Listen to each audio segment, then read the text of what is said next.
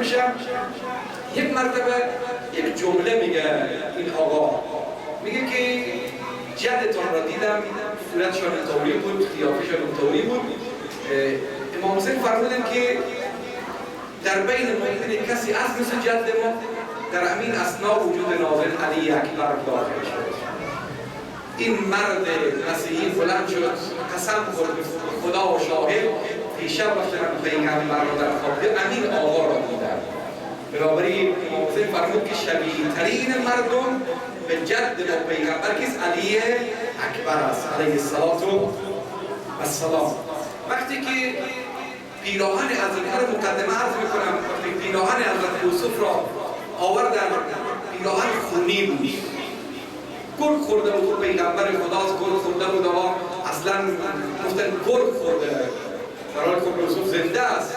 فقط پیراهن را به خون گوسفند آلوده کردن، آوردن محضر حضرت یعقوب. حضرت یعقوب میگن تا پیراهن خونین پسر را دید غش کرد.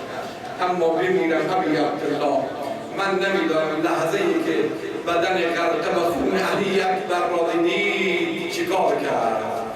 وقتی حضرت یوسف علی نبینا با پدر ملاقات کرد، راوی میگه که حضرت یعقوب خود را از اسب یا شتر به زمین انداخت، دیگه پایش توان نداشت که نزدیک بره.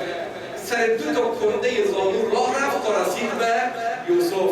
راوی میگه در کربلا دیدم وقتی علی اکبر افتاد زمین، ابی عبدالله حسین خود را از اسب به زمین انداخت و چند قدمی که مانده بود دیگه زانوهای حضرت توانایی نداشت، روی دو کنده زانو خود را رسان و علی اکبر آی مردم من نمیدانم کربلا چه گذشت، خیلی سخت روزه علی اکبر مادر اسماعیل پیغمبر وقتی ابراهیم برد میدان گلویش را چاقو گذاشت، گلو که نبود ولی این داغ چاقو و علامت چاقو روی گلوی این آقا بود.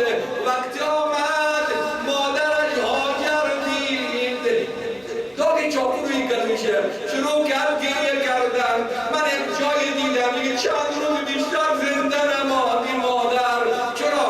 مبادا این چاقو گلو را میبرید، اما بمیرم ابا عبدالله. چگونه تحمل کرد مرگ جوانش علی اکبر را؟ یا ابا عبدالله، یا ابا عبدالله، یا حسین ابن علی. میدان رفت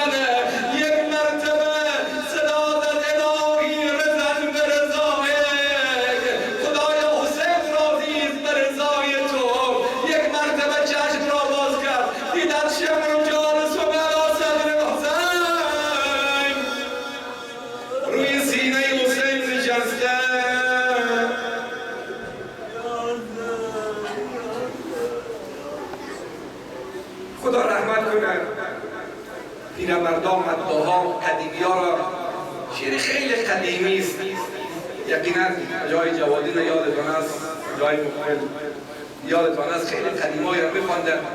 حالا شاید بعد فردای شما قدر چیز نباشه ولی خیلی سبکش قشنگه و سبکش خیلی دوست دارم. بذارم براتون بخونم به یاد قدیمی‌ها، ثوابش ان شاءالله باشه برای کل مداها، نواکانا و ذاکرای ابی عبدالله. مشو سوار و مرم نور چشم بینایم،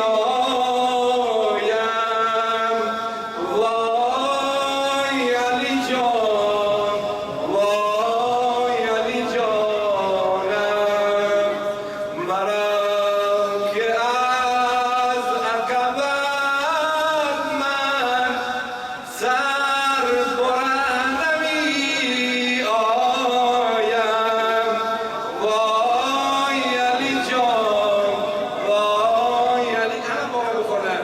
خدا خدا نکند وای، فلک جفا نکند وای، مرا ز اکبر من وای، خدا جدا نکند. این جوانا شاید بلد نباشن، وقتی که بلدیم بلند بلند کنیم جوانا یاد بگیریم. خدا خدا نکند وای، فلک جفا نکند وای، مرا ز اکبر من وای، خدا جدا نکند. همه با هم بخونیم. خدا